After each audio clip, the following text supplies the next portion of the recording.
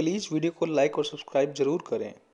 Hello बच्चों, हमारी पिछली वीडियो 16.3 की थ्योरी से संबंधित थी, जिसमें हमने संपूर्ण प्रायिकता प्रमेय और बेज प्रमेय के बारे में पढ़ा था, जिसमें मैंने बताया था कि बेज प्रमेय बहुत इंपॉर्टेंट है और 16.3 के सभी सवाल बेज प्रमेय से संबंधित हैं। ठीक है, फिर हमने एक बात और पढ़ी थी वहां पे, प्रतिदा समष्टि का विभाजन। उसी से हमने संपूर्ण प्रायिकता प्रमेय और बेज प्रमेय के बारे में पढ़ा था। ठीक है, तो ध्यान दीजिए, 16.3 के सभी प्रश्नों को हल करने से पहले हमें कुछ बातों का ध्यान रखना है। बेज प्रमेय से संबंधित प्रश्न को हल करने के लिए कुछ महत्वपूर्ण पद। सबसे पहले हमें प्रश्न को पूरा पढ़ना है। प्रश्न को पूरा पढ़े बिना हमें सवाल को हल नहीं करना है। दूसरा, ध्यान दें कि सर्वप्रथम प्रयोग की घटना कौन सी है, उन्हें हमें E1, E2 या E3 से व्यक्त करना है। तो ध्यान दीजिए, सबसे पहले हमें प्रश्न के अंदर यह देखना है कि कौन सी घटनाएं सबसे पहले हो रही हैं, उन्हें हमें E1, E2 या फिर E1, E2, E3 जितनी घटनाएं हैं उन्हीं के अनुसार हमें नाम देना है।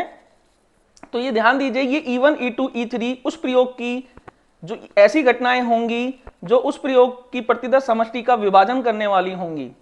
ठीक है, तीसरा पॉइंट है, प्रश्न में घटनाओं E1, E2 के अतिरिक्त एक अन्य घटना भी होगी, उस अन्य घटना को हम ए से व्यक्त करेंगे। तो ध्यान देना कि प्रश्न के अंदर E1, E2 के अतिरिक्त एक अन्य घटना भी होगी, उस अन्य घटना को हम ए से व्यक्त करेंगे। यदि हम प्रश्न में इन सब चीजों को देख लें तो उसके बाद हम प्रश्न को आगे बढ़ाएंगे। माना घटना E1, उसके बारे में लिखेंगे कि E1 घटना हमने किसको माना है, E2 घटना किसको माना है, या अगर हमें E3 भी मिल रही है तो हमने उसको क्या माना है। फिर वो अन्य घटना के बारे में बताएंगे कि हमने वो अन्य घटना क्या मानी है। फिर उसके बाद हमें E1 की प्रायिकता, E2 की प्रायिकता और E3 की प्रायिकता लिखनी होगी, जो क्वेश्चन में ही या प्रश्न में ही मिलेगी हमें। फिर उसके बाद हमें A/E1, A/E2, A/E3, इसका मतलब है कि E1 घटना घटित हो चुकी है, उसके सापेक्ष ए घटना की प्रायिकता, E2 घटना घटित हो चुकी है, उसके सापेक्ष ए की प्रायिकता, E3 घटना घटित हो चुकी है, उसके सापेक्ष ए की प्रायिकता। तो ये हमें सहप्रतिबंध प्रायिकता जो दी हुई है ए की, ये भी हमें प्रश्न के अंदर ही मिलेगी। चौथा पॉइंट है, अब प्रश्न में देखें कि उस अन्य घटना ए के सापेक्ष किस घटना E1 या E2 या E3 की सहप्रतिबंध प्रायिकता पूछी है। तो हमें प्रश्न के अंदर यह देखना है कि जो वो अन्य घटना ए होगी उसके सापेक्ष E1 या E2 या E3 इनमें से किसी एक की सहप्रतिबंध प्रायिकता पूछी जाएगी। तो ध्यान दीजिए, मान लीजिए E1 की पूछी जा रही है तो सूत्र बनेगा प्रायिकता E1/A बराबर, E1 है तो ऊपर तो E1 के बारे में ही आएगा, PE1 गुना PA/E1 बटा में PE1 गुना PA/E1 प्लस PE2 गुना PA/E2। अगर E3 वाला भी दे रखा है तो प्लस करके E3 वाला भी आ जाएगा, अगर E4 वाला भी दे रखा है तो प्लस करके E4 वाला भी आ जाएगा। तो बेज प्रमेय के सभी सवालों को हल करने के लिए एक छोटा सा हमने डायग्राम बनाया है। इस डायग्राम की सहायता से हम बेज प्रमेय के सभी प्रश्नों को आसानी से हल कर सकते हैं। अभी हमने बेज प्रमेय के प्रश्नों को हल करने के लिए महत्वपूर्ण बातें पढ़ी थी, तो उस बातों को ध्यान में रखते हुए हम प्रश्न नंबर 2 को हल करते हैं। तो ध्यान दीजिए, सबसे पहले हमें पूरा प्रश्न पढ़ना है। एक डॉक्टर का एक रोगी को देखने आना है। पहले के अनुभवों से यह ज्ञात है कि उसके ट्रेन, बस, स्कूटर या किसी अन्य वाहन से आने की प्रायिकताएं। तो ध्यान दीजिए, पहले के अनुभवों से ज्ञात है कि डॉक्टर के ट्रेन, बस, स्कूटर या किसी अन्य वाहन से आने की प्रायिकताएं दे रखी हमें। ट्रेन की 3/10, बस की 1/5, स्कूटर की 1/10 और किसी अन्य साधन की 2/5। यदि वह ट्रेन, बस या स्कूटर से आता है तो उसके देर से आने की प्रायिकताएं क्रमशः 1/4, 1/3 और 1/12 है। तो ये ट्रेन से आने की तो 1/4, बस से आने की 1/3 और स्कूटर से आता है तो उससे आने की 1/12। परंतु किसी अन्य वाहन से आने पर उसे देर नहीं होती है। ठीक है, यदि वह देर से आया तो उसके ट्रेन से आने की प्रायिकताएं। तो ध्यान दीजिए, हमने प्रश्न को पूरा पढ़ा है।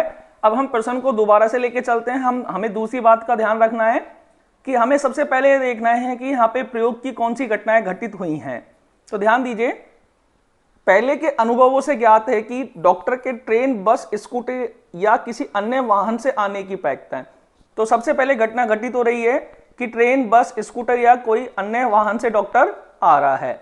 तो हम यहाँ पे माना घटनाएं E1 ट्रेन से आना, E2 बस से आना, E3 स्कूटर से आना, E4 किसी अन्य साधन से आना।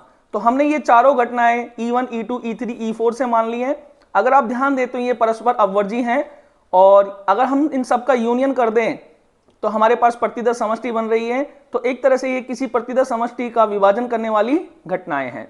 अब हमें सवाल के अंदर अन्य घटना को देखना है। तो ध्यान दीजिए, जब आप सवाल को चौथी लाइन में पढ़ते हो तो यहाँ पे दिया हुआ है तो उसके देर से आने की प्रायिकता। तो यहाँ पे एक अन्य घटना घटित हो रही है, देर से आना। तो हमने यहाँ पे अन्य घटना को ए से डिनोट किया है, देर से आना। ठीक है, हमने सारी घटनाओं को जब नाम दे दिया है तो अब हम प्रायिकताओं के बारे में बात करेंगे। तो हमें E1 की प्रायिकता, E2 की प्रायिकता, E3 की प्रायिकता और हमें E4 की प्रायिकता चाहिए, जो कि हमें प्रश्न के अंदर ही दी हुई है। तो ट्रेन, बस, स्कूटर या किसी अन्य वाहन से आने की प्रायिकताएं 3/10, 1/5, 1/10, 2/5 हैं।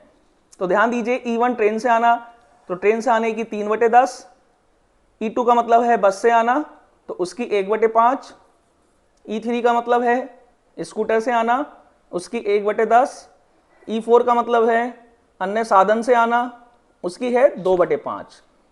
क्वेश्चन के अंदर दिया हुआ है ट्रेन, बस, स्कूटर या किसी अन्य वाहन से आने की प्रायिकताएं 3/10, 1/5, 1/10, 2/5। ठीक है, हमने लिख लिया है।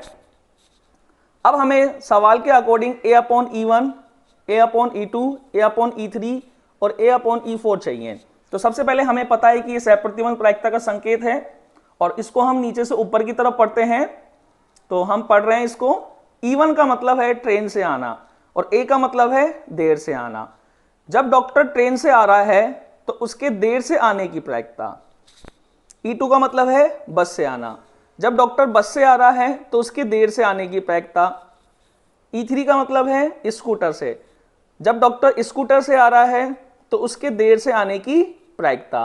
और E4 का मतलब है अन्य साधन से, तो जब डॉक्टर अन्य साधन से आ रहा है तो उसके देर से आने की प्रायिकताएं। तो इन सब की प्रायिकता हमें सवाल के अंदर दी हुई है। तो ध्यान दीजिए, चौथी लाइन को पढ़ते हैं। तो उसके देर से आने की प्रायिकताएं क्रम से 1/4, 1/3 और 1/12 हैं। ये कब देर से आ रहा है? यदि वह ट्रेन, बस या स्कूटर से आता है तो उसके देर से आने की प्रायिकताएं। ठीक है, जब वह ट्रेन से आता है तो उसके देर से आने की प्रायिकता 1/4 दे रखी है, हमने 1/4 लिखा। जब वह इस बस से आ रहा है तो उसके देर से आने की प्रायिकता, तो बस से देर से आने की प्रायिकता 1/3 दे रखी है, तो हमने 1/3 लिखा। और जब वह स्कूटर से आ रहा है तो उसके देर से आने की प्रायिकता 1/12 दे रखी है, तो हमने 1/12 लिखा। फिर हमें आगे मिल रहा है, परंतु किसी अन्य वाहन से आने पर उसे देर नहीं होती है। तो अन्य वाहन से आने पर उसको देर नहीं होती है, तो ये असंभव घटना है, क्योंकि जब हम इस घटना के बारे में पढ़ते हैं कि वो किसी अन्य साधन से आ रहा है तो उसके देर से आने की प्रायिकता, लेकिन यहाँ पे लिखा हुआ है कि उसे अन्य वाहन से आने पर देर नहीं होती है। तो ऐसा कोई वाहन नहीं है जिससे देर नहीं हो, तो यहाँ पे इसलिए इसकी ये असंभव घटना, इसकी प्रायिकता 0 है। अतः बेज प्रमेय से अब हमें सवाल के अंदर ये देखना है कि हमसे पूछा क्या जा रहा है। तो देखिए, यदि वह देर से आया है तो उसके ट्रेन से आने की प्रायिकता। तो ध्यान दीजिए, बेज प्रमेय के सवालों में हमेशा यही पूछा जाता है जो अन्य घटना होती है। तो ध्यान दीजिए, यहाँ पे अन्य घटना देर से आया है, अन्य घटना हमने देर से आना माना है, तो हमेशा उसी के सापेक्ष या तो E1 की प्रायिकता पूछी जाएगी, या E2 की, या E3 की, या फिर E4 की। तो ध्यान दीजिए, यदि वह देर से आया है तो उसके ट्रेन से आने की प्रायिकता। तो ये बेज प्रमेय की पहचान है कि किसी अन्य घटना के सापेक्ष पहले वाली घटना जो घटित हो चुकी उनके बारे में प्रायिकता पूछना ही बेज प्रमेय कहलाती है। तो ध्यान दीजिए, यहाँ पे वह देर से आया है तो उसके ट्रेन से आने की प्रायिकता। तो यहाँ पे ट्रेन से आना E1 है, तो वो हमसे E1/A पूछ रहा है। तो देखो, हम पढ़ते हैं इसको दोबारा से कि जब वह देर से आया है तो उसके ट्रेन से आने की प्रायिकता। तो बेज प्रमेय के अनुसार E1 ऊपर आ रहा है तो E1 का फॉर्मूला ऊपर ही आएगा और बाकी चारों नीचे आएंगे। तो ध्यान दीजिए, PE1 गुना PA/E1 बटा में ये E1 वाला लिख दिया, फिर E2, फिर प्लस E3 वाला, फिर प्लस E4 वाला। ठीक है, ऐसे कैसे मान रखा सबका, कैलकुलेशन की, और आंसर आया यहाँ पे 1/2। क्वेश्चन नंबर 3, ध्यान दीजिए, ये राजस्थान बोर्ड परीक्षा 2018 में आ चुका है। इसका क्रमांक 30वें नंबर पे था, राजस्थान बोर्ड परीक्षा 2018 में। तो अधिकतर पेज पर में से 6 नंबर के सवाल आते हैं। क्वेश्चन नंबर 3 पर ध्यान दीजिए। प्रश्न नंबर 3 पर, प्रथम थैले में 3 लाल व 4 काली गेंदें हैं, जबकि द्वितीय थैले में 4 लाल व 5 काली गेंदें हैं। तो अभी थैलों के बारे में बताया जा रहा है कि उनमें कितनी गेंदें हैं। तो प्रथम थैले में 3 लाल व 4 काली गेंदें हैं, जबकि द्वितीय थैले में 4 लाल व 5 काली गेंदें हैं। एक गेंद प्रथम थैले से द्वितीय थैले में स्थानांतरित की जाती है। तो ध्यान दीजिए, यहां पे प्रयोग स्टार्ट हो गया है।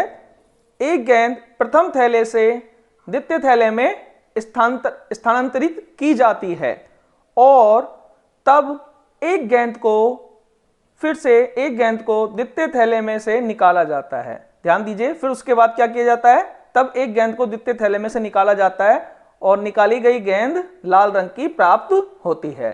तो इस बात की क्या प्रायिकता है कि स्थानांतरित गेंद काली है।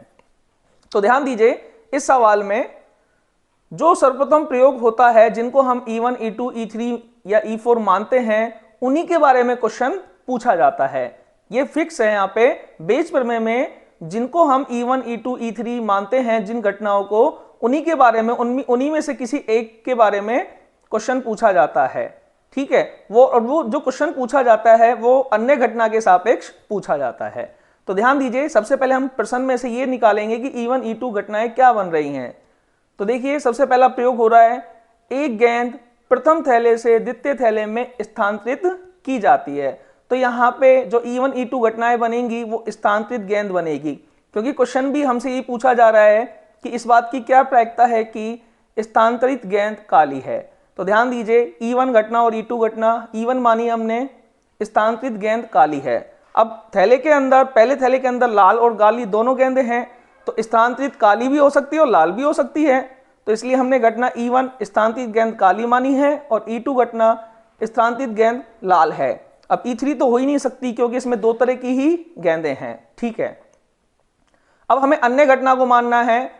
तो इन दोनों घटनाओं के बाद फिर जो घटना घटित होती है उसे हम अन्य घटना मानते हैं। तो ध्यान दीजिए, एक गेंद प्रथम थैले से द्वितीय थैले में स्थानांतरित की जाती है। तो यहां से तो हमें E1, E2 घटनाएं मिली। उसके बाद और तब एक गेंद को द्वितीय थैले में से निकाला जाता है और निकाली गई गेंद लाल रंग की है।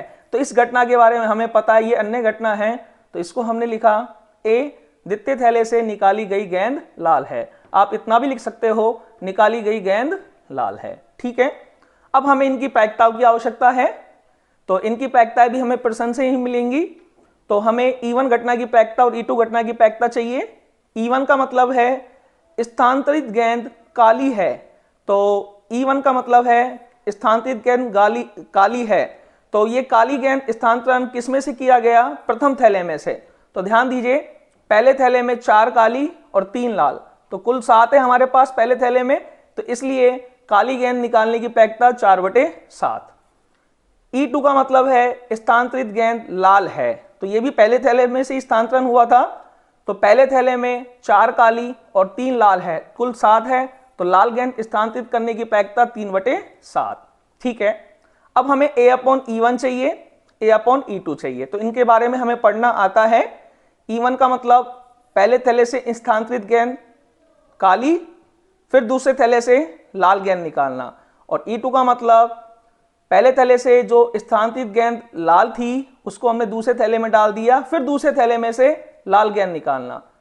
तो ठीक है, हम A/E1 की प्रायिकता निकालते हैं। तो ध्यान दीजिए, दूसरे थैले में 5 काली और 4 लाल है। तो प्रश्न के अनुसार पहले थैले में से एक गेंद स्थानांतरित की जाती है दूसरे थैले में। तो दूसरे थैले में एक गेंद बढ़ गई, क्योंकि दूसरे थैले में पहले 9 गेंद थी, अब दूसरे थैले में एक गेंद बढ़ गई है, तो दूसरे थैले में कुल गेंद रहेंगी 10। ठीक है, अब वो गेंद कौन से कलर की आई है, यदि काली कलर की आई है, स्थानांतरित गेंद यदि काली आई है दूसरे थैले में, तो दूसरे थैले में काली 6 हो जाएंगी, लाल 4 रहेंगी, लेकिन टोटल 10 ही रहेंगी। यदि वो स्थानांतरित गेंद अगर लाल आई है तो दूसरे थैले में काली गेंद तो 5 ही रहेगी, लेकिन लाल गेंद 5 हो जाएंगी, टोटल 10। तो A अपॉन E1, तो A अपॉन E1 को हम दोबारा पढ़ते हैं।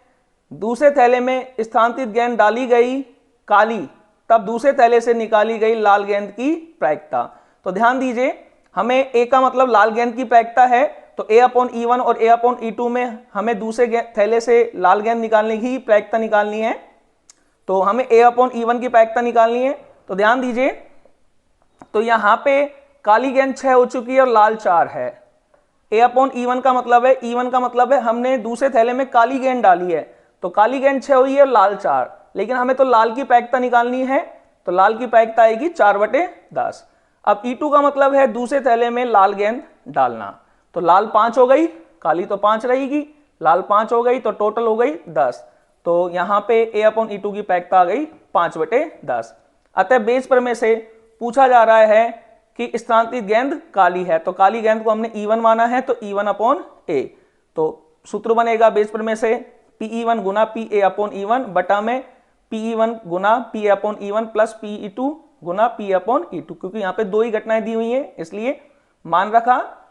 E1 Guna A upon E1 का 4/7 गुणा 4/10 रख दिया। ऐसे ही नीचे इसका 4/7 गुणा 4/10 प्लस PE2 गुना P अपॉन E2 का 3/7 गुणा 5/10। देखो सबका लघुत्तम समान है, तो लघुत्तम से लघुत्तम कट जाएगा, ऊपर आ जाएगा 4 चौक 16, नीचे भी 4 चौक 16 प्लस 5 तिया 15, तो 16/31 आंसर है। प्लीज़ वीडियो को लाइक और सब्सक्राइब जरूर करें। क्वेश्चन नंबर चौथा, एक थैले में 4 लाल व 4 काली गेंद हैं और दूसरे अन्य थैले में 2 लाल व 6 काली गेंदें हैं। मतलब थैलों के बारे में दिए गए हैं पहले, कि पहले थैले में 4 लाल व 4 काली गेंद हैं और एक अन्य थैले में 2 लाल व 6 काली गेंद हैं। इन दोनों थैलों में से एक थैले को यादृच्छा चुना जाता है। तो देखो प्रयोग यहां से प्रारंभ हो चुका है, दोनों थैलों में से एक थैले को चुनना। तो यहां पे हम दोनों थैलों को E1 E2 मानेंगे, क्योंकि यहां पे प्रयोग स्टार्ट हो चुका है। फिर उसके बाद और उसमें से एक गेंद निकाली जाती है जो कि लाल है। तो देखिए इसके बाद जो प्रयोग हुआ वो ये प्रयोग हुआ कि चुने गए थैले में से एक गेंद निकाली जाती है जो कि लाल है। तो फिर ये अन्य घटना बन रही है हमारी कि चुने गए थैले से लाल गेंद निकालना। तो अब हमें इस बात की प्रायिकता ज्ञात करनी है कि इस बात की क्या प्रायिकता है कि गेंद पहले थैले से निकाली गई है। तो मैंने पहले भी बोला था आपसे पिछले क्वेश्चन में कि हम बेस प्रमेय में हमेशा जो घटना E1 E2 मानी जाती है उनमें से ही हमेशा उन्हीं की ही प्रायिकता पूछी जाती है। तो ध्यान दीजिए इस बात की क्या प्रायिकता है कि गेंद पहले थैले से निकाली गई है। तो हम यहाँ पे माना घटना E1 पहला थैला चुनना और E2 दूसरा थैला चुनना। ध्यान दीजिए क्वेश्चन में लिखा हुआ है कि इन दोनों थैलों में से एक थैले को यादृच्छा चुना जाता है। तो सबसे पहला प्रयोग यहाँ पे दोनों थैलों में से एक थैले चुनने का हुआ। तो E1 पहला थैला चुनना, E2 दूसरा थैला चुनना। फिर उसके बाद जो अन्य घटना घटित हुई कि चुने गए थैले से एक गेंद निकाली जाती है जो कि लाल रंग की है। तो घटना ए मानी हमने, चुने गए थैले से लाल गेंद निकालना। अब हमें इनकी प्रायिकता चाहिए। तो ध्यान दीजिए दो थैले हैं, दो थैले में से एक थैले चुनने की प्रायिकता 1/2, तो इसलिए E1 की प्रायिकता भी 1/2 और E2 की प्रायिकता भी 1/2। अब हमें A अपॉन E1 और A अपॉन E2, सॉरी ये गलती से E1 लिख गया, यहाँ पे E2 पर ध्यान देना। तो A अपॉन E1 की प्रायिकता, E1 का मतलब है पहला थैला चुनना तब उसमें से लाल गेंद निकालना, और यहां पे ये E2 है, इसको E2 पढ़े। E2 का मतलब दूसरा थैला चुनना और उसमें से लाल गेंद निकालना। तो ध्यान दीजिए पहले थैले में 4 लाल और 4 काली गेंदें हैं, तो टोटल 8। तो पहले थैले में से लाल गेंद निकालने की प्रायिकता 4/8। ध्यान दीजिए लाल 4 है और टोटल 8, तो पहले थैले में से लाल गेंद निकालने की प्रायिकता 4/8। दूसरे थैले में से लाल गेंद निकालने की प्रायिकता, देखिए दूसरे थैले में 2 लाल है और 6 काली है, टोटल 8। तो दूसरे थैले में से लाल गेंद निकालने की प्रायिकता 2/8। अतः बेज पर में से, तो ध्यान दीजिए क्वेश्चन पूछ रहा है कि इस बात की क्या प्रायिकता है कि गेंद पहले थैले से निकाली गई है। तो पहले थैले को हमने E1 माना है, तो E1 अपॉन A, मतलब निकाली गई गेंद पहले थैले से है। तो बेज पर में से प्रायिकता ऑफ E1 अपॉन A, तो फॉर्मूला लिखा हमने PE1 गुना PA अपॉन E1 बटा में PE1 गुना PA upon E1 plus PE2 गुना PA अपॉन E2। मान रखा E1 का मान 1/2 और A/E1 का मान 4/8, तो दोनों गुना लिख दिया, 1/2 गुना 4/8। ऐसे नीचे E1 वाला ही आएगा 1/2 गुना 4/8 प्लस फिर E2 वाला आएगा तो 1/2 गुना 2/8। तो ध्यान दीजिए यहाँ पे लघुत्तम ऊपर भी 16 है और नीचे भी लघुत्तम 16 आ रहा है, तो लघुत्तम से लघुत्तम कट जाएगा, तो ऊपर बचेगा 4 गुना 1 4 और नीचे बचेगा 4 गुना 1 और प्लस 1 गुना 2 2, तो 4/6 मतलब 2/3।